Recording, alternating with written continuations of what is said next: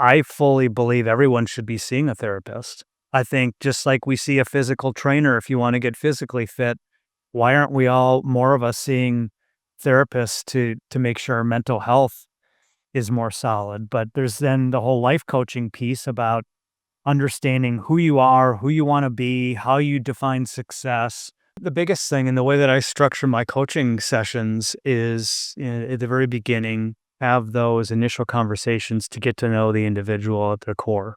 What makes them tick? What are their passions? What are their innate God-given strengths? What do they truly value? Well, how do they define success? And from there, then you start digging into more of the business concept ideals of every session. Okay, bring your biggest opportunity or bring your biggest issue that you have right now, and then we're pragmatically working through the issue. I've spent a lot of time asking challenging questions and making them rethink their thinking and testing some of their assumptions. We'll kind of get through different solution alternatives, and I'll try to get their commitment to select a solution path that they think is the lowest risk, high reward. Then I'm really acting as their accountability partner. And I'm giving less advice and more of that mentorship or kind of, less of a coach and more of like a guide. A lot of these founders tend to be really good in one of three areas, and all three areas are critical. They're either really good at fundraising or marketing, or they have the connections, or they're really good with the product concept, right? They're great developers or technicians, or they're really good operators.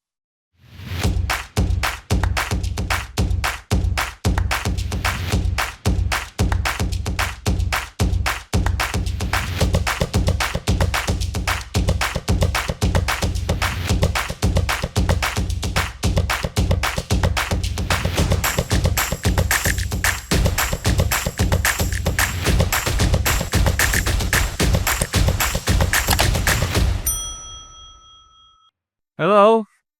Today we have very interesting guest. But first, I would start to talk about how we create our values and our principles. Everything starts from worldview. When we are born, we build shape our worldview. And based on our specific worldview, we build our values. And based on values, we formate our principles and rules. That reflects on our experience. That in turn reflects on our character and habits. And everybody has different worldview. That's why we have such a variety of people characters and companies they are building. So today we will discuss how it's possible to have so incredible worldview that create amazing leaders. And today, my guest, author of, I think, one of the best books about leadership called Love to Lead. He will help us to understand how to lead the companies and startups to success. You can say, oh, another book about leadership. But angle that Aaron Mikulsky add, it's totally different, totally unique, that reflects his unique worldview. Please meet Aaron Mikulsky. Thank you, Leon. Hi. Pleasure to join you. Yeah, that's great. We have second meeting, and I was so much amazed from our first meeting that I think it's very important to have you on my podcast and to discuss leadership from totally new angle, and actually to understand together how it's possible to change our character, to change our habits to become great leader. So, but first, I would like to hear your story. Sure. So, after 26 years in corporate America, working at various publicly traded companies and increasing my influence and responsibilities over that time, I had the opportunity to start my own company of doing executive coaching, management consulting, working with business leaders to transform their strategies, create more innovative cultures. Basically, doing the things that I love to do the most in corporate America, but without all the other administrative headaches and the what I would consider the non-fun stuff. So I just decided during COVID to write and then publish my first book. Although the world probably didn't need another book on leadership, I thought, you know what, I've read close to a book a week for 25 years, and doing that, you start hearing the same themes and the same research and the same quotes and the same stories, examples. I really wanted to distill it down to what I thought the core principles of leadership were, and we can get more into that. I would love to discuss that with you and your audience. But when I published the book, people started reaching out to me and asking if I would come and speak to their organizations, come and teach at the university, and it just kind of snowballed from there. And I wasn't really intending to start a company, but the book kind of prompted that. So, I work on a day-to-day basis with founders, co-founders, presidents, CEOs, from startups, very small companies to very large global companies. So it really spans across a lot of industries, various sizes. But the core component is, how do individuals become more effective leaders? How do they create leaders within their team? And how do they instill that culture of continuous growth and development for them to execute their strategies to reap the results that their investors are requiring? Yeah, very interesting. Thank you. So, I I just want to get into details a little bit. So, you mentioned you are working across different industries and different stages of the companies. So, what common between these, and what the key differentiator? Well, I would say, as you know, given your experience, your studies, your research, it's all about human behavior, and human behavior is very complex. No one has all the answers. No individual is the same. But for leaders, right? First, to lead yourself, the most important thing. How do you lead others effectively if you can't effectively lead yourself? So I work with a lot of people on that first component of self-reflection, understanding yourself. And I think where you and I are very much aligned is everything is rooted in your core beliefs, your core values, which your thoughts can certainly. Yeah, we have the same colors, right? Yeah, sure. Right, exactly. Similar color. Both wearing Green Bay Packers green, today. We didn't manage it specifically. No, no, it No, happened. that just shows the symbiotic relationship that we have. But no, but it's really the common problems, the common opportunities that people face are similar along the maturity trajectory of any organization. It's just managing people where they are, and leading and working with people on their unique problems, kind of where they are in their evolution of even their personal journeys to where their organization is in, the funding rounds, into the business maturity. It's kind of different challenges, obviously, if you're trying to raise money versus if you're a publicly traded company. But still, the core of leadership, if it is taking a business concept and, ideating on something to making products and services that people desire, that make you unique, that rate it and scale it, you know, y depending on where you are, where that organization is, those are the areas that you're focusing on. But to me, for the most part, it's fairly agnostic to the industry. Yeah, it's interesting. Usually people separate some leadership processes from technical processes. So they say it's a great manager, it's a great technologist, great engineer. He can build a product, but he cannot lead. And finally, from my experience, company failed because doesn't he doesn't listen to people and decide uh, voluntaristically, I would say. So how is possible to so for example, we talk about evolution of people. So you have the worldview.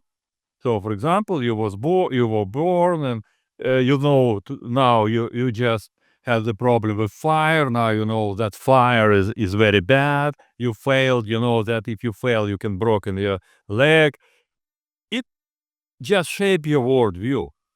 And some people get to their leadership with different type of evolution towards principles, values from their worldview.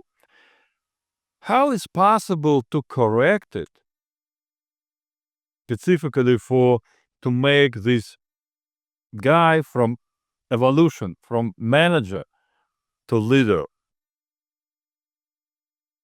Well, I think a lot of it starts with being humble and not being a know-it-all, having that curiosity, of seeking out people who think differently than you and creating a team that you can be open and honest with each other and learn from each other. I think about one of my idols in the business world, Peter Drucker. He said that the leaders of the past knew how to tell, the leaders of the future will know how to ask.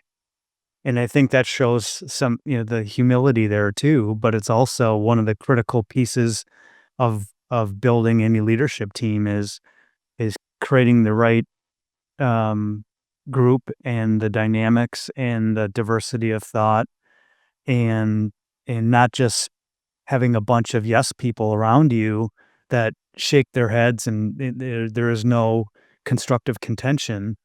But I think you have to be very intentional of how you create those teams, and with that, it's the culture that you build. So, I think having that knowledge and having that subject matter expertise that a lot of founders have, obviously that's important, right? They're brilliant, like you said many times, brilliant tacticians, but to have that consciousness, that awareness, that self-awareness, and then the intuition, which to me is really that gut feel based on your experience, which is like what you're saying is your worldview. Your worldview is your biases. Yeah. When people think I'm not biased, I'm not racist, I'm like, that's a bunch of hogwash. We all are to some degree. Some much of it's subconscious, right? There's an implicit bias that you read about in It's embedded about into the phenotype. one hundred Yeah. percent. So to me, we have to acknowledge that, but then we have to create the system around us so that we're checking each other, that we're challenging each other, always professionally, always constructively. But to me, that is foundational to create any type of organization that's not just going to survive, but that's going to thrive. And it doesn't even have to be technology. Sometimes we're so um get so excited, overly excited about technology. Well, it's just to me, it's just about any organization. It could be the most non-technological firm out there in the world, but it's how are you best managing people in pursuit of your strategy, your goals to reap the right results. Yeah. It's a kind of a continuous paradigm. Yes, yes. As we know, the most important ingredient of any cooking uh, that really makes cooking tasty and food tasty is love. So, how did you projected love into the business environment in your book? Well, I mentioned this in the beginning of my book that for years I was inspired by a lot of different leadership thought leaders. In the one word definition that kept popping up was influence, and I feel like influence is a huge part of being an effective leader. But I think as I started reading more and maybe becoming wiser in my old age and reading more about philosophy and even based on biblical principles, I felt like if there's a one word definition that is even better to describe what true leadership is, it is love. And I don't mean to sound too subjective or squishy and feel like I'm minimalizing or marginalizing results and hitting numbers and growth. That's far from the truth. But to me, leadership and love is how you get there. And I think you can be tough on results, but softer on people. And when I say softer on people, I don't mean not holding them accountable because accountability is huge, but it's how you treat people, right? My V I used LOVE, the acronym, and created 4 key components of leadership, even though my one word definition is love, the caring and nurturing for others. But, the V stands for, vision rooted in values. So, there is only one V in love, but vision as a critical leader, you have to be focused on the vision, it has to be inspirational, but it has to be rooted in the values. Yeah, And those values have to be consistent with the employees. If the employees' personal values and beliefs aren't in alignment with the leaders and the organization, I think it's very difficult for that organization to get to a certain level.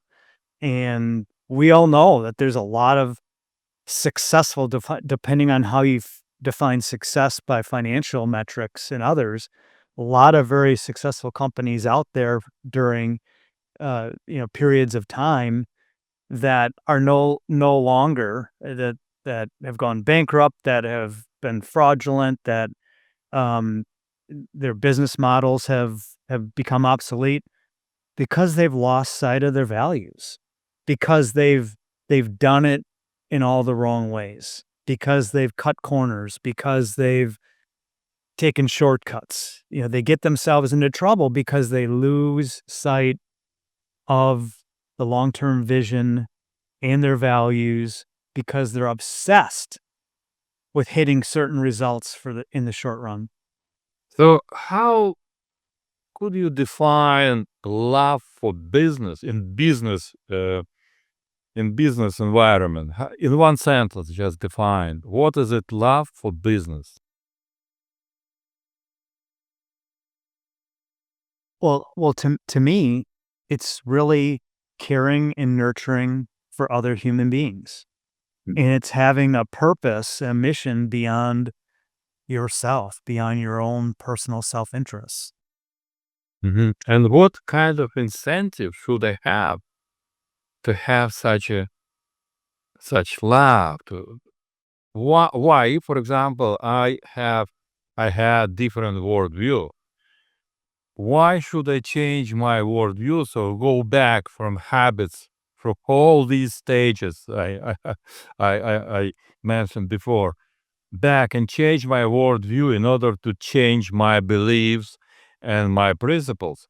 So why? What kind of incentive people should have to go through all these evolution back and uh, again back? Well, again, it's really dismissing, maybe dismissing's a strong word, but the extrinsic rewards and putting a greater emphasis on intrinsic rewards. So, Right. uh, thinking about at the end of the day, what truly matters to us as human beings. And I talk about this in the beginning of my book before I even start talking about leadership, really. It's how do you want to be remembered? What do you want people to say about you after you're dead? What do you want to be written in your epitaph?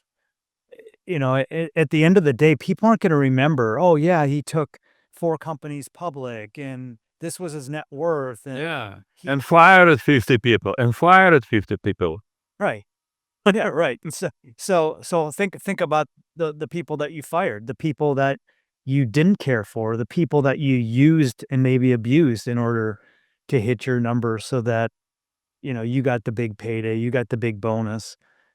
You know, if some people could look at themselves in the mirror by doing that, I guess that's them. But I think a lot of people, they want what do people really want? People want to be treated with respect. People want to be acknowledged. People want to be appreciated. People want to be around people that care for them.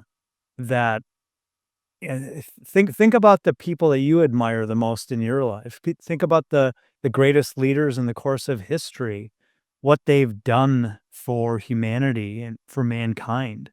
It's not just creating one company, one business, give creating a lot of jobs and creating a lot of, net worth. Not saying that those things are bad, but I think it's a but and. It's not an or. Like we become so our society today has become so polarizing and it's everything is so binary. And I think we gotta stop because I think you can have both. But to me, the ends don't justify the means. Yeah, I don't want to get all Machiavelli on you, but we have to start paying more attention on the means, how we get there. I don't. I have some challenging question to you. In his recent interview, Jensen Ang, CEO of NVIDIA, said that he hates one-to-one meetings. He meet with everybody, the whole company, and fully transparent and deliver a message to everybody in his company. He doesn't hold one held one-to-one hold one-to-one meetings. So what do you think? Is it possible to show that you care about people for the crowd without one-to-one meeting and show your leadership that you care about people and learn from each one if you're talking to the crowd? So something controversial here. So what do you think? So I would push back and just say, why can't you do both? And I think you should do both. So you can't have a one-on-one meeting with everyone in the organization, but your direct reports that you're holding accountable for leading certain business units and profit centers and critical areas within the organization, if you're not meeting with them one-on-one and getting more into the nitty-gritty and helping them improve and giving them tough, brutally honest feedback and helping them grow and learn and develop and forming that rapport and that trust and that relationship. How do you do those things if all your only mechanism to communicate is to the masses.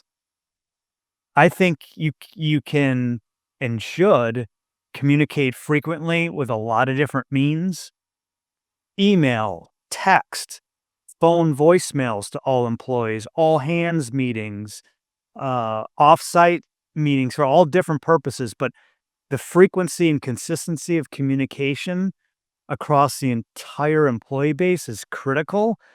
Every company I've worked for, in my opinion, never did that exceptionally well and should have done it more frequently, in a more quality manner to get those key themes across. Sending out one email from the CEO and then thinking, "Well, I communicated that." That's not fair. That's not enough because everyone doesn't read email. People read into things. You need to you kinda have to communicate. I think a old research study says you have to communicate things 7 times, 7 different ways before everyone really understands it. So so I think you need to do both, but to dismiss one-on-one personalized communication, I don't think that's a smart idea. So I don't know the context of Jensen, making that comment or haven't heard that before. Um, but I would challenge it if you just simply just not for one-on-one meetings or Yeah, conversations. I agree. I totally agree with you. It should be different types of conversations. So, could you share some interesting story from your experience, like executive culture, when you really transform some very tough manager into the leader? Do you have such a story? Maybe it will be a story with humor. I don't know. Well, I'll have I have a lot of examples, but here's one that I found interesting. Working with a CEO of a company whose name um, probably everyone in the audience would realize or recognize, but he was a humble leader and actively sought out a coach. He wasn't told to by the chairman of the board, the lead investor, that hey, you need a coach and you have these weaknesses that you need to improve upon, which many times is the reason why people do get coaches because they're told to get a coach. And if they're hesitant and defensive, But everybody does it. Why not me? Right? right? Yeah. But if you're not open to it, and I've been a lot more selective in who I do business with, and I've been saying no a lot more this past year or so because I've learned early on that I really don't want to take on new clients who really don't want to be helped. If they're told that they need a leader, but they're resistant to it, the defensiveness and the lack of progress is frustrating for me, and I know that they're doing it with hesitation only because they're told to do it, and they're not gonna benefit from it to the degree that they should. So, this leader came to me, and we started coaching, and, for the first time, believe it or not, we did a 360 review process with not just his direct reports, but the next level down, and Um, we kinda looked at, like, ten different categories, and 7 of the 10 were actually quite negative. And he had really good success in the past at his previous company and was a major, uh, a big name consulting, guy in the past, great education background. But he just wasn't as self-aware as he probably needed to be, but he was smart enough to know that he needed to make improvements, and, after I spent the first day giving him the positive feedback, the second day, I gave him the constructive feedback and, asked him, "What are the 3 areas that you need to focus on the most, that you wanna focus on the most, that you think are the most required?" And we agreed on that and came up with a game plan to address those, and it was amazing because of his willingness and hard work, how he progressed and improved. But the best thing I think he did is he was humble enough to talk to his leadership team, and not just his leadership team, but the entire organization, basically saying, I want you all to know that I have a coach. And I have a coach because I need to improve. I need to grow. And I also advocate that if you're serious about your own personal growth and development, you all should get help as well. And to me, I'm like, that wasn't me advising him to do that. But that showed me how serious he was about it, and the results spoke for themselves. Just another quick example you would find interesting as well. And you said mentioned something humorous, so maybe this is humorous or maybe it's sad. But this organization came to me and they said that we keep getting these employee survey results that our people leaders, or they just call them managers, are terrible at coaching their employees. I'm like, all right, well, why are they terrible at coaching their employees? So the organization, their large organization, they had a very large learning and development group. So they decided we're going to create this curriculum so that our people leaders can become more effective coaches. Spent all this time running everyone through it, giving them new perspectives, possibly new skill sets, and expected the people to coach, their staffs. Well, and the next employee survey comes along, the results are exactly the same. And they're like, how could this be? Like, we do all this work, we invested all this time and money into this training. Why aren't people coaching their employees? So I asked, like, well, can I see just like your performance objective plan, your performance management plan? So I'm digging through this stuff, and it popped out at me when they ranked their employees on a scale of 1 to 5, and they define each of those numbers. Well, if you're considered a high performer at that organization, the way that they defined being a high performer in the actual definition says this person does not need or require coaching.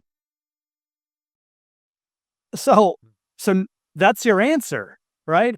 People don't wanna be judged as not a high performer and then having their compensation and bonus be impacted by that. Who do you think is gonna be raising their hand, say, "I need help.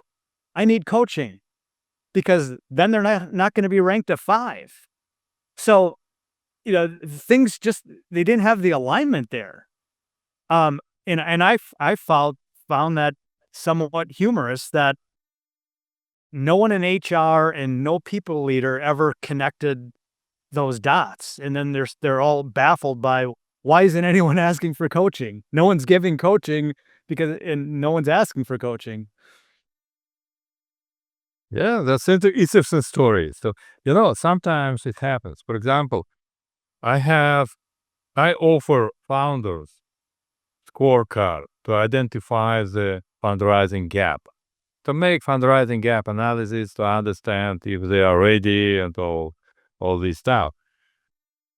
And I thought all founders should have it because it's for them. It teaches them how to talk to investor if they're ready to investors. And in the beginning, nobody wanna take it. So I asked people, why? What happened? And you think you know everything? No, I was told, we don't know everything, but we don't want to lose confidence that we wanna raise money. So they cannot raise money, but what they're afraid to lose confidence, to lose belief in themselves, taking such a gap analysis. That's crazy. I didn't think that it could be such a type of thinking. And 80% of founders think this way. If I will be told that I am not good, wow, what can I do with this? I won't raise money. I will lose my company. I have investors. What investors will tell me? No, I will continue as it is. So, yeah, there is some, I would call, thinking aberrations. And this is Well, all about awareness. So my next question to you about awareness. So as I understand, in your due diligence process for your clients, you pay attention on how your client is aware about the need of coaching, right? So it's very difficult to convince people who do not aware and don't understand the problem, that there is a problem. So people come to you, they understand there is a problem, but they don't have solution, and they looking for a solution and come to you. So what is your process of due diligence to understand that people come to you just for fun because everybody does it, or because they're really aware about their problem? yeah, so I don't know what your thoughts are, um, on the spectrum of raising money, but, I would say that maybe starting at the Series A is when people probably really need a coach. I don't know if you think it's generally earlier, generally later, but I just wanted your thought and opinion of that before I answer your question. About what? About kind of where in the fundraising spectrum do you think that people most need a coach? I suggested maybe like Series A. People most need the coach before they start the company. As they have idea to have the startup, the first thing they have to do to go to their some seasonal entrepreneur or make them the coach or mentor, not coach, mentor in this case. But unfortunately, what happens, and this is what people pitch me. I am venture partner, so people pitch me every day. And what I found that founders, specifically first-time founders, in the beginning, they think they know everything. They can move by gut feeling, and they don't have to learn anything. So they go to accelerator. Okay, I know everything. I went through 2 accelerators. I know everything.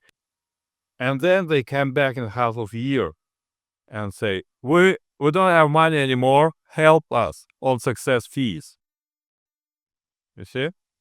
And this is what happens with early stage entrepreneurs. Somebody who succeeded to go through these stages to round A, where they have money, where they learn already that they don't know anything. You should learn. You should learn that you don't know, because from the beginning you know everything. Just remember your teenager kids. They know everything, and then they start to learn that they don't know something. So actually, the most, I think, the best clients, the best founders for coaching are between seed and round B, because beyond round B, they have to go to I don't know, Tony Robbins for coaching. The high level coaching should be unicorn coaching. But between seed and round B, they can go to you, and they will accept it and they will like it. But before this, they don't understand. They're not aware they need it.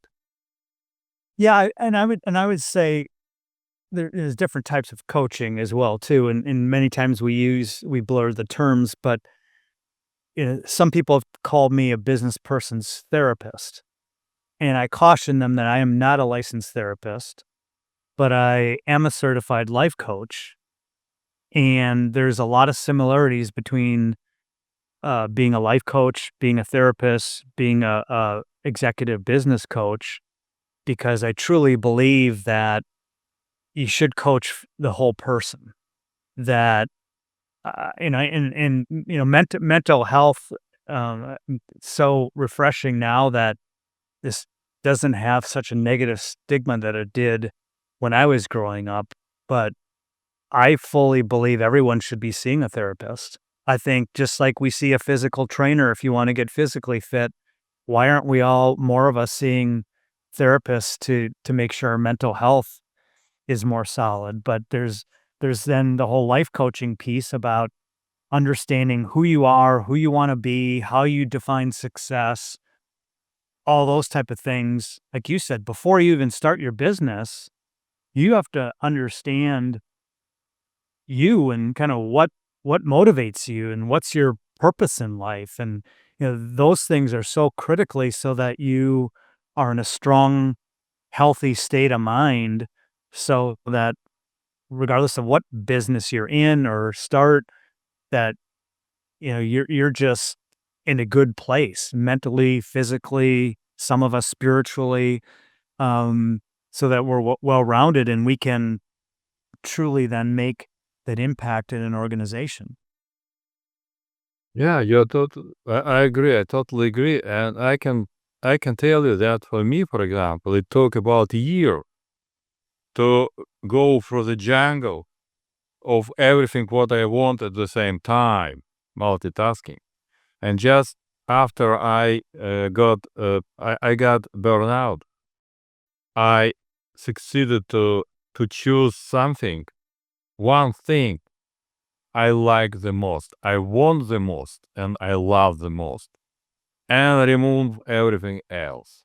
But it's very difficult, because you like everything. You want this, you want that, but the most difficult, the most important, I think, in life coaching, in life, and this is what life coaching should help with, to focus on one thing that you like, that you're capable, and bring this thing to success. Otherwise, multitasking will absorb you. Focus. Right? It comes down to focus, and Yeah. I I think Warren Buffett, gave the advice of write down a list of your 20, your 25 biggest priorities, and then he said, well, whittle that down to 10. Now whittle that down to 5. Now throw out the other 4. It's just like everyone says, well, I have 10 competing priorities. Well, what that means is you have no priorities. Yeah. Could you share, I don't know, some exercise people should do if they want to have good leaders? I don't know, how they get aware about their behavior. What they have to do, just very brief, uh, you know, outline. What they have to do, what they have to start from to understand where they are from love to lead point of view. Well, I think the biggest thing in the way that I structure my coaching sessions is, at the very beginning, you have those initial conversations to get to know the individual at their core. Again, what makes them tick? What are their passions? What are their innate God-given strengths? What do they truly value? Well, how do they define success? And from there, then you start digging into more of the business concept ideals of every session. Like, okay, bring your biggest opportunity or bring your biggest issue that you have right now, and then we're pragmatically working through the issue. And I've spent a lot of time asking challenging questions and making them rethink their thinking, and I'm testing some of their assumptions, and we'll kind of get through different solution alternatives, and I'll try to get their commitment to select a solution path that they think is the lowest risk, high reward.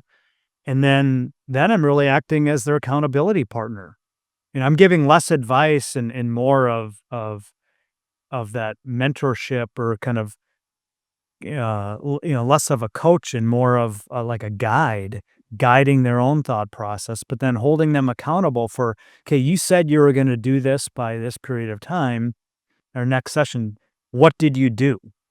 And try to ensure they're not procrastinating. And and it could be a tangible outcome. It could be having a tough conversation. It could be a different way to communicate. It could be formulating a new strategy. It could be something with their talent management process.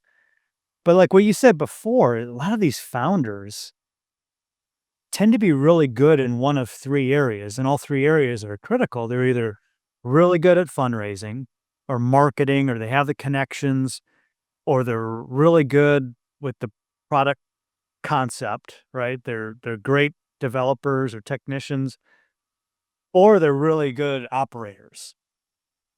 But as we all Are good at my micromanagement.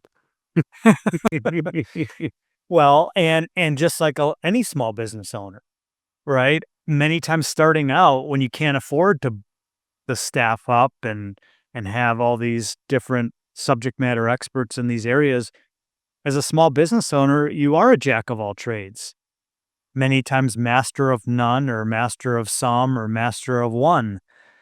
But, you are a little paranoid because it's your business, right? This is your livelihood. You've, mortgaged your house or use your house as collateral or your 401k from a previous life to fund this business. Everything's riding on what you do. So I acknowledge and respect kind of that paranoia that can bleed into micromanaging because you don't want to lose your livelihood. Yeah, right. Thank you very much. It was amazing conversation, and thank you for coming to my podcast. And we had amazing persona, I would say, Aaron Mikulsky, who is author of, I think, one of the best books in leadership. What I recommend to read, Lead, Love to Lead. And also, he is a very successful life coacher and executive coacher. So, thank you, Aaron, for coming to my podcast. Thank you, Leon, and Thank hopefully you. your audience found this beneficial. And if I could be of service to them in any way, I'd love for them to please reach out. Thank you. We will know from the feedback. Thank you.